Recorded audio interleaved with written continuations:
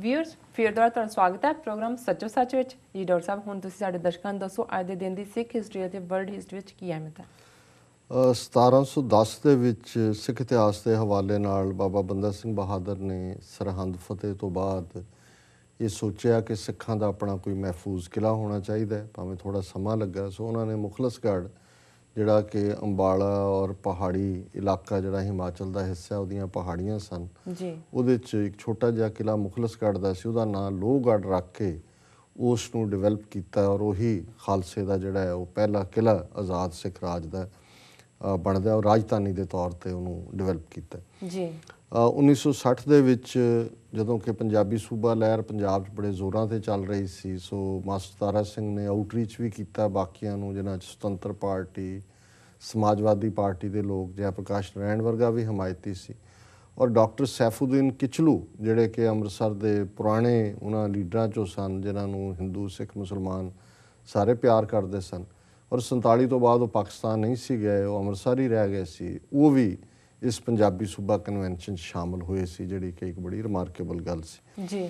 1964 ਦੇ ਵਿੱਚ ਪੌਂਟਾ ਸਾਹਿਬ ਗੁਰਦੁਆਰਾ ਸਾਹਿਬ, ਇਤਿਹਾਸਕ ਗੁਰਦੁਆਰਾ ਜਿੱਥੇ 10ਵੇਂ ਪਾਤਸ਼ਾਹ ਨੇ ਲਗਭਗ 2.5-3 ਸਾਲ ਗੁਜ਼ਾਰੇ, ਸ਼ਹਿਰ ਵੀ ਉਹਨਾਂ ਨੇ ਫਾਊਂਡ ਕੀਤਾ, ਉੱਥੇ ਮਹੰਤਾਂ ਦਾ ਕਬਜ਼ਾ ਸੀ। ਸੋ ਹਰੀਆਂ ਵੇਲਾਂ ਵਾਲੇ ਤਰਨਾ ਦਲ ਜਿਹੜੇ ਨੇ ਉਹਨਾਂ ਦਾ ਜਥਾ ਉੱਥੇ ਅਖੰਡ ਪਾਠ ਲਈ ਗਿਆ, ਔਰ ਮਹੰਤ ਨੇ ਪੁਲਸੀਆਂ ਨਾਲ ਮਿਲ ਕੇ ਜਿਹੜਾ ਉਹਨਾਂ ਦੇ ਉੱਤੇ ਗੁਰਦੁਆਰੇ 'ਤੇ ਅੰਦਰ ਆ ਕੇ ਗੋਲੀ ਚਲਾਈ। 11 ਦੇ ਕਰੀਬ ਸਿੰਘ ਜਿਹੜੇ ਨੇ ਉਹ ਸ਼ਹੀਦ ਹੋ ਗਏ ਸੀ, ਪਰ ਇਸ ਤਰੀਕੇ ਨਾਲ ਇਹ ਗੁਰਦੁਆਰਾ ਮਹੰਤਾਂ ਤੋਂ ਜ਼ਰੂਰ ਆਜ਼ਾਦ ਹੋਇਆ। ਔਰ ਅੱਜ ਉੱਥੇ ਸਾਂਝੀ ਕਮੇਟੀ ਹੈ, ਜਿਹਦੇ 'ਚ ਹਰਿਆਣੇ ਦੇ ਵੀ ਨੁਮਾਇੰਦੇ ਨੇ, ਦਿੱਲੀ ਦੇ ਵੀ ਨੇ, ਸ਼੍ਰੋਮਣੀ ਕਮੇਟੀ ਦੇ ਵੀ ਨੇ, ਔਰ ਲੋਕਲ ਕਮੇਟੀ ਵੀ, ਔਰ 1964 'ਚ ਹੋਇਆ। ਸੋ 1964 ਤੱਕ ਵੀ ਅਜੇ ਮਹੰਤ ਕਿਤੇ ਨਾ ਕਿਤੇ ਆਪਣਾ ਸਿਰ ਕੱਢ ਰਹੇ ਸੀ। ਜੀ। ਵਰਲਡ ਹਿਸਟਰੀ ਦੇ ਹਵਾਲੇ ਨਾਲ 427 ਦੇ ਵਿੱਚ ਅੱਜ ਦੇ ਦਿਨ ਦੁਨੀਆ ਦਾ ਮਹਾਨ ਫਿਲਾਸਫਰ ਪਲੇਟੋ, ਜਿਹੜਾ ਕਿ ਸੁਕਰਾਤ ਦਾ ਚੇਲਾ ਬਣਿਆ ਔਰ ਜਿਹਨੇ ਸੁਕਰਾਤ ਦੇ ਕੰਮਾਂ ਨੂੰ ਲਿਖਿਆ, ਉਹ ਗ੍ਰੀਸ ਦੇ ਵਿੱਚ, ਯੂਨਾਨ ਦੇ ਵਿੱਚ ਪੈਦਾ ਹੋਇਆ। 1370 ਦੇ ਵਿੱਚ ਬੈਲਜੀਅਮ 'ਚੋਂ ਯਹੂਦੀਆਂ ਨੂੰ ਬਾਹਰ ਕੱਢਿਆ ਗਿਆ। 1506 ਦੇ ਵਿੱਚ ਕੋਲੰਬਸ, ਜਿਹਨੇ 1492 ਦੇ ਵਿੱਚ ਅਮਰੀਕਾ ਆ ਕੇ ਲੱਭਿਆ, ਉਸ ਦੀ ਮੌਤ ਹੋਈ। 1803 ਦੇ ਵਿੱਚ ਪਹਿਲੀ ਪਬਲਿਕ ਲਾਇਬ੍ਰੇਰੀ ਕਨੈਟੀਕਟ ਦੇ ਵਿੱਚ ਐਸਟੈਬਲਿਸ਼ ਹੋਈ। 1856 ਦੇ ਵਿੱਚ ਇੱਕ ਸੈਨੇਟਰ ਸਾਊਥ ਕੈਰੋਲਾਈਨਾ ਦਾ ਸੀ, ਉਹਨੇ ਮੈਸੇਚਿਊਸਟਸ ਦੇ ਸੈਨੇਟਰ ਨੂੰ ਸੈਨੇਟ ਦੇ ਸੈਸ਼ਨ ਦੇ ਵਿੱਚ ਸਟਿਕ ਦੇ ਨਾਲ ਕੁੱਟਿਆ। ਬੁੱਢਾ ਸੀ, ਪਰ ਉਹ ਰੇਸਿਜ਼ਮ ਸੀ ਉਹਨਾਂ ਜ਼ਮਾਨਿਆਂ 'ਚ ਵੀ।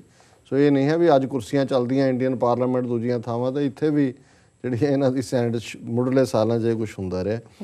1863 ਦੇ ਵਿੱਚ ਵਾਰ ਡਿਪਾਰਟਮੈਂਟ ਨੇ ਬਿਊਰੋ ਆਫ ਕਲਰਡ ਪੀਪਲ ਇਹ ਐਸਟੈਬਲਿਸ਼ ਕੀਤਾ। ਕਲਰਡ ਦੇ ਵਿੱਚ ਸਾਰੇ ਆ ਜਾਂਦੇ ਨੇ, ਸਿਰਫ ਗੋਰੇ ਨੂੰ ਛੱਡ ਕੇ, ਕਾਲਾ, ਪੀਲਾ, ਭੂਰਾ, ਇਹ ਸਾਰੇ ਜਿਹੜੇ ਨੇ। ਸੋ ਇਹ ਕਲਰਡ ਪੀਪਲ ਦਾ ਸਾਡਾ ਉਹਨਾਂ ਨੇ ਬਿਊਰੋ ਬਣਾਇਆ। 1939 ਦੇ ਵਿੱਚ ਹਿਟਲਰ ਜਰਮਨੀ ਦੇ ਨੇ ਔਰ ਮੁਸੋਲਿਨੀ ਇਟਲੀ ਦੇ ਨੇ ਇੱਕ ਪੈਕਟ ਕੀਤਾ, ਆਇਰਨ ਪੈਕਟ, ਉਹਦਾ ਨਾਂ ਸਟੀਲ ਪੈਕਟ, ਉਹਦਾ ਨਾਂ ਸਟੀਲ ਪੈਕਟ ਰੱਖਿਆ। ਸੋ ਦੋਨੋਂ ਹੀ ਡਿਕਟੇਟਰ ਸਨ, ਦੋਨੋਂ ਹੀ ਜ਼ਾਲਮ ਸਨ। So birds of a feather flock together. 1973 ਦੇ ਵਿੱਚ ਅਮਰੀਕਾ ਦੇ ਪ੍ਰੈਜ਼ੀਡੈਂਟ ਨਿਕਸਨ ਨੇ ਐਡਮਿਟ ਕੀਤਾ ਵੀ ਵਾਟਰਗੇਟ ਸਕੈਂਡਲ ਦੇ ਵਿੱਚ ਉਹਦਾ ਰੋਲ ਸੀ। 1991 ਦੇ ਵਿੱਚ ਅੱਜ ਦੇ ਦਿਨ ਬੀਬੀ ਧੇਨੂ ਨੇ ਤਮਿਲਨਾਡੂ ਦੇ ਇੱਕ ਜਲਸੇ 'ਚ, ਜਿੱਥੇ ਰਾਜੀਵ ਗਾਂਧੀ ਨੇ ਬੋਲਣਾ ਸੀ, ਉੱਥੇ ਉਹਨੂੰ ਫੁੱਲਾਂ ਦਾ ਗੁਲਦਸਤਾ ਭੇਟ ਕਰਨ ਦੇ ਬਹਾਨੇ ਖੁਦਕਸ਼ ਧਮਾਕੇ ਦੇ ਨਾਲ, ਸੁਸਾਈਡ ਬੰਬ ਦੇ ਨਾਲ ਰਾਜੀਵ ਗਾਂਧੀ ਨੂੰ ਉਡਾਇਆ, ਕਿਉਂਕਿ ਉਸ ਦਾ ਸੰਬੰਧ ਲਿਟੇ ਜਥੇਬੰਦੀ ਨਾਲ ਸੀ, ਲਿਬਰੇਸ਼ਨ ਟਾਈਗਰਸ ਆਫ ਤਮਿਲ-ਐਲਮ, ਔਰ ਇਹਦਾ ਕਾਰਨ ਉਹਦੇ ਮਾਰੇ ਜਾਣ ਦਾ ਇਹੀ ਸੀ ਕਿ ਰਾਜੀਵ ਗਾਂਧੀ ਨੇ ਉੱਥੇ ਫੌਜ ਜਿਹੜੀ ਭੇਜੀ ਇੰਡੀਅਨ ਪੀਸ ਕੀਪਿੰਗ ਫੋਰਸ ਦੇ ਨਾਂ ਥੱਲੇ, ਉਹਨੇ ਉੱਥੇ ਬਹੁਤ ਜ਼ੁਲਮ ਕੀਤੇ, ਹਜ਼ਾਰਾਂ ਜਿਹੜੇ ਨੇ ਮਾਰੇ ਲਿਟੇ ਦੇ ਮੈਂਬਰ, ਔਰਤਾਂ ਨੂੰ ਬੇਪਤ ਕੀਤਾ, ਔਰ ਉਹਨਾਂ ਦਾ ਬਦਲਾ ਲੈਣ ਲਈ ਇਸ ਬੀਬੀ ਨੇ ਆਪਣਾ ਆਪ ਜਿਹੜਾ ਉਹ ਕੁਰਬਾਨ ਕੀਤਾ। ਸੋ ਇਹ ਅੱਜ ਦਾ ਦਿਨ ਵਰਲਡ ਹਿਸਟਰੀ ਦੇ ਹਵਾਲੇ ਨਾਲ। ਜੀ ਡਾਕਟਰ ਸਾਹਿਬ, ਤੁਹਾਡਾ ਬਹੁਤ ਬਹੁਤ ਸ਼ੁਕਰੀਆ। ਸਾਡਾ ਸਵਾਲ ਹੈ, ਜੰਮੂ ਕਸ਼ਮੀਰ ਦੇ ਮੁੱਖ ਮੰਤਰੀ ਉਮਰ ਅਬਦੁੱਲਾ ਨੇ ਕਿਹਾ ਹੈ ਕਿ ਜੇਕਰ ਮੋਦੀ ਵਿੱਚ ਹਿੰਮਤ ਹੈ ਤਾਂ ਧਾਰਾ 370 ਹਟਾ ਕੇ ਵਿਖਾਏ। ਜੀ ਡਾਕਟਰ ਸਾਹਿਬ, ਕੀ ਕਹਿਣਾ ਚਾਹੋਗੇ ਤੁਸੀਂ ਇਸ ਬਾਰੇ? ਦੇਖੋ, ਵਕਤੋਂ ਖੁੰਝੀ ਡੂਮਣੀ ਬੋਲੇ ਆਲ ਪਤਾਲ, ਇੱਕ ਪੰਜਾਬੀ ਦਾ ਮੁਹਾਵਰਾ ਹੈ ਜੀ। ਹੁਣ ਤੱਕ ਇਹ ਫਾਰੂਕ ਅਬਦੁੱਲਾ, ਉਮਰ ਅਬਦੁੱਲਾ, ਇਹਨਾਂ ਦਾ ਪਿਓ ਵੀ ਆਪਣੇ ਅਖੀਰਲੇ ਸਾਲਾਂ 'ਚ ਕਸ਼ਮੀਰੀ ਲੋਕਾਂ ਨਾਲੋਂ ਟੁੱਟ ਕੇ ਦਿੱਲੀ ਦੇ ਹਾਕਮਾਂ ਨਾਲ ਸੱਤਾ ਦੀ ਭਾਈਵਾਲੀ ਦੇ ਵਿੱਚ ਜਿਹੜਾ ਉਹ ਭੁੱਲ ਗਏ ਸੀ।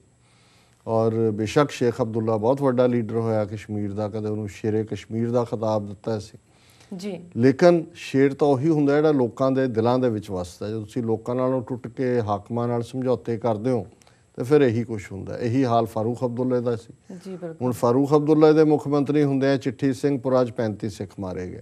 ਪ੍ਰਾਈਵੇਟਲੀ ਉਹ ਕਹਿੰਦਾ ਜੀ ਕਿ ਮੈਨੂੰ ਪਤਾ ਕਿਹਨੇ ਕੀਤਾ, ਮੈਂ CBI ਇਨਕੁਆਇਰੀ ਮੰਗੀ, ਉਹਨਾਂ ਨੇ ਦਿੱਤੀ ਨਹੀਂ, ਪਰ ਤੂੰ ਅਸਤੀਫਾ ਨਹੀਂ ਦਿੱਤਾ। ਸੱਤਾ ਦੇ ਨਾਲ ਚੰਬੜੇ ਰਹੇ। ਇਹੀ ਹਾਲ ਇਹਦਾ ਉਮਰ ਅਬਦੁੱਲੇ ਦਾ। ਤੱਤਾ ਜਾ ਕੇ ਬਿਆਨ ਦਿੰਦਾ, ਫਿਰ ਅਗਲੇ ਦਿਨ ਠੰਡਾ ਹੋ ਜਾਂਦਾ। ਹੁਣ ਇਹ ਜਿਹੜੀਆਂ ਚੋਣਾਂ ਹੋਈਆਂ ਨੇ ਪਾਰਲੀਮੈਂਟ ਚੋਣਾਂ, ਇਹਦੇ 'ਚ ਹਾਰ ਗਿਆ ਫਾਰੂਕ ਅਬਦੁੱਲਾ ਵੀ ਹਾਰ ਗਿਆ, 4 ਸੀਟਾਂ ਨੇ ਸ਼ਾਇਦ ਕਸ਼ਮੀਰ 'ਚ, ਇਹਨਾਂ ਦੀ ਪਾਰਟੀ ਵੀ ਹਾਰ ਗਈ। ਹੁਣ ਇਹ ਆਪਣੀ ਭਲ ਬਣਾਉਣ ਦੇ ਲਈ ਲੋਕਾਂ ਦੇ ਵਿੱਚ ਇਹ ਹੁਣ ਤੱਤੇ ਬਿਆਨ ਦੇਣਗੇ, ਜਿਵੇਂ ਬਾਦਲ ਪੰਜਾਬ 'ਚ ਕਰਦਾ ਰਿਹਾ। ਹੁਣ ਚੰਗਾ ਜੇ ਬਾਦਲ ਹੋਰ ਅੱਗੋਂ ਇਹਨੂੰ ਝਟਕਾ ਲੱਗੇ ਤੇ ਅਕਾਲੀ ਦਲ ਫਿਰ ਸਿੱਖ ਪਾਰਟੀ ਬਣ ਜਾਏਗੀ, ਫਿਰ ਇਹਨਾਂ ਨੂੰ ਪੰਥ ਵੀ ਯਾਦ ਆ ਜਾਏਗਾ, ਆਨੰਦਪੁਰ ਦਾ ਮਤਾ ਵੀ। ਔਰ ਹਮੇਸ਼ਾ ਕਰਦੇ ਨੇ ਜਦੋਂ ਪਾਵਰ ਤੋਂ ਬਾਹਰ ਹੁੰਦੇ ਨੇ ਫਿਰ ਚੀਕਾਂ ਮਾਰਨਗੇ ਕਿ ਸਿੱਖਾਂ ਨਾਲ ਆਹ ਹੋ ਗਿਆ, ਉਹ ਹੋ ਗਿਆ। ਸੋ ਇਹੀ ਹਾਲ ਇਹਦਾ ਉਮਰ ਅਬਦੁੱਲੇ ਦਾ ਵੀ ਹੁਣ ਪਾਵਰ ਜਾ ਰਹੀ ਹੈ ਔਰ ਹਾਰ ਮਿਲੀ ਹੈ ਔਰ ਉਹਨਾਂ ਨੂੰ ਨਜ਼ਰ ਆ ਰਿਹਾ। ਔਰ ਹੁਣ ਕਸ਼ਮੀਰੀਆਂ ਦੇ ਵਿੱਚ ਆਪਣੀ ਥਾਂ ਬਣਾਉਣ ਲਈ ਕਿ ਜੀ ਦੇਖੋ ਮੈਂ ਚੈਲੰਜ ਕਰ ਰਿਹਾ। ਸੋ ਇਹ ਇੱਕ ਗੇਮ ਹੈ ਔਰ ਕਿ ਧਾਰਾ 370 ਨੂੰ ਖਤਮ ਕਰ, ਉਹਨੂੰ ਵੀ ਪਤਾ ਹੈ ਵੀ ਕਿੱਥੋਂ ਖਤਮ ਕਰ ਲਏਗਾ। ਉਹਦੇ ਲਈ ਸੰਵਿਧਾਨ 'ਚ ਅਮੈਂਡਮੈਂਟ, ਕਾਂਸਟੀਟਿਊਸ਼ਨ ਅਮੈਂਡਮੈਂਟ ਲਈ 2/3 ਮੈਜੋਰਟੀ ਤੋਂ ਜ਼ਿਆਦਾ ਚਾਹੀਦਾ ਹੈ। ਉਹ ਅਜੇ ਨਹੀਂ, ਸ਼ਾਇਦ ਇੱਕ ਅੱਧੀ ਟਰਮ ਹੋਰ ਇੱਦਾਂ ਕੱਢਣਗੇ। ਫਿਰ ਜਦੋਂ ਇਸ ਤੋਂ ਵੀ ਅੱਗੇ ਜਾਣਗੇ ਜਾਂ ਮੁਸਲਮਾਨਾਂ ਨੂੰ ਚੰਗੀ ਤਰ੍ਹਾਂ ਨਿਸਲ ਕਰ ਦੇਣਗੇ, ਘੱਟ ਗਿਣਤੀਆਂ ਨੂੰ ਵੀ, ਫਿਰ ਇਹ ਕੱਢਣਗੇ। ਅਜੇ ਤਾਂ ਹੁਣ ਉਹ ਦੋਸਤੀ ਦੇ ਹੱਥ ਵਧਾ ਰਿਹਾ। ਹੁਣ ਜਿਵੇਂ ਜਿਹੜਾ ਉਹਨੇ ਪੋਲੀਟੀਕਲ ਮਾਸਟਰ ਸਟ੍ਰੋਕ ਮਾਰਿਆ ਨਰਿੰਦਰ ਮੋਦੀ ਨੇ ਕਿ ਜਿਹੜਾ ਉਹਨੇ ਸਹੁੰ ਚੁੱਕਣੀ ਹੈ ਮੰਡੇ, ਉਸ ਦੇ ਲਈ ਉਹਨੇ ਸਾਰੀਆਂ ਜਿਹੜੀਆਂ ਸਾਰਕ ਕੰਟਰੀਜ਼ ਨੇ, ਭਾਰਤ ਦੇ ਗੁਆਂਢੀ ਦੇਸ਼, ਉਹਨਾਂ ਦੇ ਮੁਖੀਆਂ ਨੂੰ ਇਨਵਾਈਟ ਕੀਤਾ। ਉਹਦੇ 'ਚ ਪਾਕਿਸਤਾਨ, ਬੰਗਲਾਦੇਸ਼, ਅਫਗਾਨਿਸਤਾਨ, ਸ੍ਰੀਲੰਕਾ, ਮਾਲਦੀਵਜ਼, ਨੇਪਾਲ, ਭੂਟਾਨ, ਇਹ ਸਾਰੇ ਸ਼ਾਮਲ ਨੇ। ਹੁਣ ਇਹਨੂੰ ਬੜੀ ਤਾਰੀਫ ਹੋ ਰਹੀ ਹੈ ਔਰ ਵਾਕਈ ਇਹ ਮਾਸਟਰ ਸਟ੍ਰੋਕ ਹੈ ਕਿ ਜੀ ਬਾਕੀ ਤਾਂ ਕਹਿੰਦੇ ਸੀ ਇਹ ਹੋਏਗਾ, ਇਹਨੇ ਤਾਂ ਸਭ ਨੂੰ ਸੱਦ ਲਿਆ। ਔਰ ਉਹਦੇ 'ਚ ਪਾਕਿਸਤਾਨ ਔਰ ਬੰਗਲਾਦੇਸ਼ ਨੂੰ ਛੱਡ ਕੇ ਬਾਕੀ ਸਭ ਨੇ ਹਾਂ ਵੀ, ਸ੍ਰੀਲੰਕਾ ਉਹਨਾਂ ਨੇ ਹਾਂ ਵੀ ਕਰ ਦਿੱਤੀ ਹੈ। ਔਰ ਬੰਗਲਾਦੇਸ਼ ਦੀ ਕਿਉਂਕਿ ਪ੍ਰਾਈਮ ਮਿਨਿਸਟਰ ਨੇ ਜਾਪਾਨ ਦੇ ਦੌਰੇ 'ਤੇ ਹੋਣਾ, ਉਹ ਸ਼ਾਇਦ ਸਪੀਕਰ ਨੂੰ ਭੇਜੇ। ਨਵਾਜ਼ ਸ਼ਰੀਫ ਨੂੰ ਅਜੇ ਪਤਾ ਨਹੀਂ ਲੱਗ ਰਿਹਾ ਉਹ ਕੀ ਕਰੇ, ਕਿਉਂਕਿ ਉਹਨਾਂ ਦਾ ਫੈਸਲਾ ਕੀ ਹੋਣਾ ਇਹ ਤਾਂ ਬਾਅਦ ਦੀ ਗੱਲ ਹੈ। ਪਰ ਔਰ ਹਾਂ, ਜੈ ਲਲਿਤਾ ਨੇ ਜ਼ਰੂਰ ਤਮਿਲਨਾਡੂ ਦੇ ਵਿੱਚ ਇਹਦਾ ਸਟਰੋਂਗ ਵਿਰੋਧ ਕੀਤਾ ਹੈ, ਕਿਉਂਕਿ ਜੈ ਲਲਿਤਾ ਆਪਣੇ ਤਮਿਲਾਂ ਨੂੰ ਰਿਪਰੈਜ਼ੈਂਟ ਕਰਦੀ ਹੈ। ਕਿ ਜੇ ਸ੍ਰੀਲੰਕਾ ਦਾ ਪ੍ਰੈਜ਼ੀਡੈਂਟ ਆਉਂਦਾ ਹੈ ਵੀ ਕਿੱਥੇ, ਤੇ ਜੈ ਲਲਿਤਾ ਨੇ ਮਨਮੋਹਨ ਸਿੰਘ ਨੂੰ ਮਜਬੂਰ ਕਰ ਦਿੱਤਾ ਸੀ ਕਿ UN ਦੇ ਵਿੱਚ ਇਹਦੇ ਖਿਲਾਫ ਵੋਟ ਪਾਉਣ, ਹਿਊਮਨ ਰਾਈਟਸ ਕਾਉਂਸਲ ਸ੍ਰੀਲੰਕਾ ਦੇ। ਔਰ ਜਦੋਂ ਕਾਮਨਵੈਲਥ ਦੇਸ਼ਾਂ ਦੀ ਮੀਟਿੰਗ ਸੀ, ਈਵਨ ਕਿੰਨੇ ਦੇਸ਼ਾਂ ਨੂੰ ਮੁਕਰਾ ਦਿੱਤਾ ਸੀ, ਸ੍ਰੀਲੰਕਾ ਦੇ ਵਿੱਚ ਸੀ। ਸੋ ਹੁਣ ਜੈ ਲਲਿਤਾ ਔਰ ਜਿਹੜੀਆਂ BJP ਦੀਆਂ 2 ਹਮਾਇਤੀ ਪਾਰਟੀਆਂ ਨੇ ਜਿਨ੍ਹਾਂ ਨੇ BJP ਨਾਲ ਅਲਾਇੰਸ ਕੀਤਾ ਸੀ, ਉਹਨਾਂ 'ਚੋਂ ਇੱਕ ਅੱਧੇ ਨੇ ਵਜ਼ੀਰ ਵੀ ਬਣਨਾ, ਉਹ ਜ਼ਰੂਰ ਉਹਨਾਂ ਨੂੰ ਮੁਸ਼ਕਲ ਹੋਈ ਹੈ। ਪਰ ਸ੍ਰੀਲੰਕਾ ਦਾ ਜਿਹੜਾ ਉਹ ਕਹਿੰਦਾ ਪ੍ਰੈਜ਼ੀਡੈਂਟ ਹਾਂਜੀ ਅਸੀਂ ਆਵਾਂਗੇ। ਸੋ ਨਰਿੰਦਰ ਮੋਦੀ ਦਾ ਇਹ ਪਾਰਟ ਜਿਹੜਾ ਹੈ ਇਹ ਆਊਟਰੀਚ ਹੈ ਦੂਜਿਆਂ ਨੂੰ। ਔਰ ਬੇਸ਼ੱਕ ਸਾਡੇ ਕੀ ਵਿਊ ਨੇ ਉਹਦੇ ਬਾਰੇ ਜਾਂ ਇਹਦੀਆਂ ਕਰਤੂਤਾਂ ਅੱਗੋਂ ਕੀ ਹੋਣਗੀਆਂ, ਪਰ ਅਸੀਂ ਇਹ ਸਮਝਦੇ ਹਾਂ ਵੀ ਇਹਦੇ ਨਾਲ ਉਹਨੇ ਜਿਹਨੂੰ ਮਾਸਟਰ ਸਟ੍ਰੋਕ ਕਹਿੰਦੇ ਨੇ ਪਹਿਲਾਂ, ਉਹ ਮਾਸਟਰ ਸਟ੍ਰੋਕ ਮਾਰਿਆ। ਸੋ ਹਾਲ ਦੀ ਘੜੀ ਉਹ ਤਾਂ ਬਾਕੀਆਂ ਨੂੰ ਇਹ ਦੇਣਾ ਚਾਹੁੰਦਾ ਮੈਸੇਜ ਕਿ ਜੀ ਮੇਰਾ ਕੋਈ ਇੰਨਾ ਮੈਂ ਐਂਟੀ ਨਹੀਂ ਹੈਗਾ ਮੁਸਲਮਾਨਾਂ ਦੇ ਜਾਂ ਨੇਬਰਿੰਗ ਕੰਟਰੀਜ਼ ਦੇ। ਸੋ ਲੈਟ ਵੀ ਸੀ। ਸੋ ਉਮਰ ਅਬਦੁੱਲਾ ਦਾ ਤਾਂ ਇਹ ਜਸਟ ਇੱਕ ਪੋਲੀਟੀਕਲ ਗਿਮਿਕ ਹੈ। ਜੀ ਬਿਲਕੁਲ ਡਾਕਟਰ ਸਾਹਿਬ। ਹੁਣ ਸਾਡੇ ਦਰਸ਼ਕਾਂ ਨੂੰ ਦੱਸੋ ਅੱਜ ਦਾ ਵਿਚਾਰ। ਅੱਜ ਦੇ ਵਿਚਾਰ ਲਈ ਅਸੀਂ ਗੁਰੂ ਅਮਰਦਾਸ ਜੀ ਦੇ ਸ਼ਲੋਕ ਵਾਰਾਂ ਤੇ ਵਧੀਕ ਸ਼ਲੋਕ ਨੰਬਰ 56 ਚੁਣਿਆ ਜੀ। ਬਾਬੀਹਾ ਤੂੰ ਸਹਿਜ ਬੋਲ, ਸੱਚੈ ਸ਼ਬਦ ਸੁਭਾਏ, ਸਭ ਕਿਛ ਤੇਰਾ ਨਾਲ ਹੈ, ਸਤਿਗੁਰ ਦੀਆ ਦਿਖਾਏ। ਆਪ ਪਛਾਣੈ ਪ੍ਰੀਤਮ ਮਿਲੈ, ਵੁੱਠਾ ਛੈਬਰ ਲਾਏ। ਝਿਮ ਝਿਮ ਅੰਮ੍ਰਿਤ ਵਸਦਾ, ਝਿਮ ਝਿਮ ਅੰਮ੍ਰਿਤ ਵਰਸਦਾ, ਤਿਸਨਾ ਭੁੱਖ ਸਭ ਜਾਏ। ਕੂਕ ਪੁਕਾਰ ਨਾ ਹੋਵੇ, ਜੋਤੀ ਜੋਤ ਮਿਲਾਏ। ਨਾਨਕ ਸੁਖ ਸਵਨੈ ਸੁਹਾਗਣੀ, ਸੱਚੈ ਨਾਮ ਸਮਾਏ। ਇਹ ਉਹੀ ਵਿਚਾਰ ਜਿਹੜਾ ਪਿਛਲੇ ਸ਼ਲੋਕਾਂ ਦਾ ਚੱਲ ਰਿਹਾ। ਇਸ ਦੇ ਵਿੱਚ ਵੀ ਬਾਬੀਹਾ, ਜਿਹਨੂੰ ਰੇਨ ਬਰਡ ਕਹਿੰਦੇ ਨੇ, ਜਿਹੜਾ ਸਿੱਧਾ ਬਾਰਿਸ਼ ਦਾ ਪਾਣੀ ਉਹਦੇ ਮੂੰਹ 'ਚ ਪਏ ਫਿਰ ਹੀ ਉਹਦੀ ਤਸੱਲੀ ਹੁੰਦੀ ਹੈ। ਉਹ ਬਾਕੀ ਛੱਪੜਾਂ ਟੋਇਆਂ ਟਿੱਬਿਆਂ 'ਚੋਂ ਨਹੀਂ ਪੀਂਦਾ ਪਾਣੀ। ਸੋ ਜਿਵੇਂ ਉਹਦੀ ਸਿੱਕ ਹੈ ਬਾਬੀਹੇ ਦੀ ਕਿ ਉਹਨੂੰ ਸਿੱਧਾ ਉਹ ਮੀਂਹ ਦਾ ਪਾਣੀ ਮਿਲੇ, ਇਸ ਨੂੰ ਆਤਮਾ ਦੀ ਸਿੱਕ ਦੇ ਨਾਲ ਕਿ ਕਿਵੇਂ ਉਹ ਵੀ ਪ੍ਰਿਓ ਕਰਦਾ, ਜਿਹੜੀ ਉਹਦੀ ਆਵਾਜ਼ ਹੈ ਉਹ ਪਿਆਸ ਤੜਪ ਦਿਖਾਉਂਦੀ ਹੈ। ਤੇ ਇਸੇ ਤਰ੍ਹਾਂ ਜਦੋਂ ਸਾਡੀ ਆਤਮਾ ਪ੍ਰਿਓ ਪਿਆਰਾ ਕਰਦੀ ਹੈ ਤੇ ਅਸੀਂ ਨਿਰੰਕਾਰ ਦੀ ਯਾਦ ਦੇ ਵਿੱਚ ਅਲਟੀਮੇਟਲੀ ਵਿਰਾਗ ਦੀ ਜਦੋਂ ਉਸ ਅਵਸਥਾ ਤੇ ਪਹੁੰਚ ਜਾਂਦੇ ਹਾਂ ਕਿ ਨਿਰੰਕਾਰ ਟੁੱਟ ਕੇ ਫਿਰ ਆ ਕੇ ਆਪਣੇ ਅੰਮ੍ਰਿਤ ਦਾ ਆਪਣੇ ਪਿਆਰ ਦਾ ਮੀਂਹ ਵਰਾਂਦਾ ਹੈ ਜੀ ਤੇ ਫਿਰ ਚਿਮ ਵਰਸੈ ਅੰਮ੍ਰਿਤ ਧਾਰਾ, ਉਸ ਦੇ ਅੰਦਰ ਜਿਹੜਾ ਹੈ ਫਿਰ ਉਹ ਇੱਕ ਆਨੰਦ ਆ ਵਸਦਾ ਹੈ। ਸੋ ਇਸ ਥਾਟ ਨੂੰ ਗੁਰੂ ਸਾਹਿਬ ਨੇ ਬਾਣੀ ਦੇ ਵਿੱਚ ਦਿੱਤਾ ਹੈ, ਜੀ ਬਾਬੀਹਾ ਤੂੰ ਸਹਿਜ ਬੋਲ ਸੱਚੈ ਸ਼ਬਦ ਸਭਾਏ, ਕਿ ਹੇ ਬਾਬੀਹਾ ਆਪਣੀ ਆਤਮਾ ਨੂੰ ਕਿਹਾ ਕਿ ਤੂੰ ਸਹਿਜ ਦੇ ਵਿੱਚ ਆ ਔਰ ਉਸ ਪਿਆਰੇ ਨੂੰ ਉਸ ਸਹਿਜ ਦੀ ਧੁਨ ਦੇ ਵਿੱਚ ਯਾਦ ਕਰ। ਜੀ ਸਭ ਕੁਝ ਤੇਰੇ ਨਾਲ ਹੈ ਸਤਿਗੁਰ ਦੀਆ ਦਿਖਾਏ। ਸਤਿਗੁਰੂ ਦੀ ਬਖਸ਼ਿਸ਼ ਦੇ ਨਾਲ ਤੈਨੂੰ ਇਸ ਗੱਲ ਦੀ ਸੋਝੀ ਹੋਈ ਹੈ ਕਿ ਸਭ ਕੁਝ ਤੇਰੇ ਨਾਲ ਹੈ, ਕਿ ਵਾਹਿਗੁਰੂ ਹਮੇਸ਼ਾ ਹੀ ਤੇਰੇ ਨਾਲ ਹੈ। ਉਹ ਤੂੰ ਉਸ ਤੋਂ ਬਿਨਾ ਨਹੀਂ, ਉਹ ਤੇਰੇ ਤੋਂ ਬਿਨਾ ਨਹੀਂ ਹੈ, ਤੁਸੀਂ ਇੱਕ ਦੂਜੇ ਵਿੱਚ ਸਮਾਏ ਹੋਏ ਹੋ। ਜੀ ਆਪ ਪਛਾਣੈ ਪ੍ਰੀਤਮ ਮਿਲੇ, ਅੰਡਰਸਟੈਂਡ ਯੋਰਸੈਲਫ, ਆਪ ਪਛਾਣੈ, ਆਪ ਤੂੰ ਪਛਾਣ ਤੇ ਫਿਰ ਤੈਨੂੰ ਪਿਆਰਾ ਮਿਲੇਗਾ, ਫਿਰ ਤੈਨੂੰ ਪ੍ਰੀਤਮ ਮਿਲੇਗਾ। ਵੁੱਠਾ ਛਹਿਬਰ ਲਾਏ, ਜਦੋਂ ਉਹ ਪਿਆਰਾ ਮਿਲ ਜਾਂਦਾ ਹੈ ਤੇ ਫਿਰ ਉਹ ਆਪਣੇ ਪਿਆਰ ਦੀ, ਆਪਣੇ ਨਾਮ ਦੀ, ਆਪਣੇ ਆਨੰਦ ਦੀ ਛਹਿਬਰ ਲਾ ਦਿੰਦਾ ਹੈ। ਛਹਿਬਰ ਅਸੀਂ ਝੜੀ ਨੂੰ ਕਹਿੰਦੇ, ਜਿਵੇਂ ਕਿ ਫਿਰ ਇੰਨਾ ਪਿਆਰ ਉਸ ਨਿਰੰਕਾਰ ਦੇ ਦਰ ਚੋਂ ਸਾਡੇ ਅੰਦਰ ਆ ਕੇ ਵਸਦਾ ਹੈ ਕਿ ਮਾਨੋ ਉਹ ਪਿਆਰ ਦੀ ਛਹਿਬਰ ਲਾਈ ਹੈ। ਜੀ ਆਪ ਪਛਾਣੈ ਪ੍ਰੀਤਮ ਮਿਲੈ, ਵੁੱਠਾ ਛਹਿਬਰ ਲਾਏ, ਝਿਮ ਝਿਮ ਅੰਮ੍ਰਿਤ ਵਸਦਾ ਤਿਸਨਾ ਭੁੱਖ ਸਭ ਜਾਏ। ਫਿਰ ਜਦੋਂ ਮਿੱਠਾ ਮਿੱਠਾ ਅੰਮ੍ਰਿਤ ਸਾਡੇ ਅੰਦਰ ਵਾਹਿਗੁਰੂ ਦੇ ਨਾਮ ਦਾ ਵਸਦਾ ਹੈ ਤੇ ਫਿਰ ਕੋਈ ਤ੍ਰਿਸ਼ਨਾ, ਕੋਈ ਪਿਆਸ ਨਹੀਂ ਰਹਿੰਦੀ, ਕੋਈ ਭੁੱਖ ਨਹੀਂ ਰਹਿੰਦੀ। ਇਹ ਹੁਣ ਭੁੱਖ ਜਾਂ ਪਿਆਸ ਦੁਨਿਆਵੀ ਨਹੀਂ ਹੈ, ਦੁਨਿਆਵੀ ਤਾਂ ਖਾਣ ਲਈ ਭੁੱਖ ਲੱਗਣੀ ਹੈ 6 ਘੰਟੇ ਬਾਅਦ, ਪਿਆਸ ਵੀ ਲੱਗਣੀ ਹੈ। ਇਹ ਤ੍ਰਿਸ਼ਨਾ ਔਰ ਭੁੱਖ ਜਿਹੜੀ ਸਾਡੀ ਹਉਮੈ ਦੇ ਥੱਲੇ, ਸਾਡੀ ਤ੍ਰਿਸ਼ਨਾ ਦੇ ਥੱਲੇ, ਗਰੀਡ ਦੇ ਥੱਲੇ, ਲਾਲਚ ਦੇ ਥੱਲੇ, ਮੈਂ ਆ ਵੀ ਲੈ ਲਾਂ, ਉਹ ਵੀ ਲੈ ਲਾਂ, ਸਹਿਜ ਖਟੈ ਲੱਖ ਕੋਠ ਧਾਵੈ, ਤ੍ਰਿਪਤ ਨਾ ਆਵੈ ਮਾਇਆ ਪਚ, ਇਹ ਉਸ ਤ੍ਰਿਸ਼ਨਾ ਤੇ ਭੁੱਖ ਦੀ ਗੱਲ ਹੈ।